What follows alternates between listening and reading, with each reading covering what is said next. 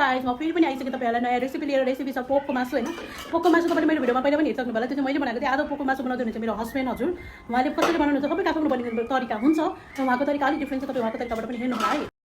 मासुलाई चाहिँ सुरुमा नुन र कागे तिल मिसाएर एकछिन 5-10 मिनट छोड्ने अनि त्यसपछि सबै पानीले पोखाल्ने होइन। अनि अरू प्रोसेस चाहिँ तपाईँले अब भिडियोमा नै देख्न सक्नुहुन्छ। Guys by the way guys आज हिजो एससीको रिजल्ट आयो नि त। पास हुने सम्पूर्ण भाइ बहिनीहरूलाई धेरै धेरै बधाई छ।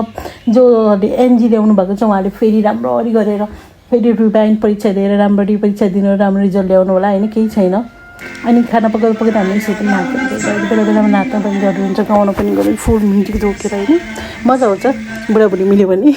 अनि त्यसपछि गाइज अर्को कुरा चाहिँ हाम्रो घरमा चाहिँ होइन हामी चाहिँ भनौँ न 4जना छौँ नि त फ्यामिलीमा अहिले।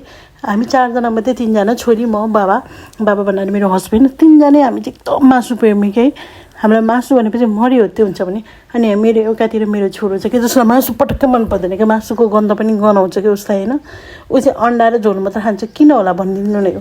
किनकि हाम्रो पुरै हुन्छ नि पुरै राक्षसको खानदानमा एउटा सन्त जन्मे जस्तो मेरो बुढोको डान्सर नै। अनि गाइज मलाई यति भनिदिनु न, यो फ्लावर यो मनी प्लान्टले उसलाई झ्यालको त्यो जालीलाई असर पार्छ कि पार्दैन। यति गन्थन गन्दा गर्दा गाइज है मासु पनि पाकिसक्यो। मासु चाहिँ गाइज धेरै मिठो भएको थियो होइन। अब तपाईँलाई कस्तो लाग्यो रेसिपी भन्नु होला र कमेन्ट गर्नु होला। Thank you.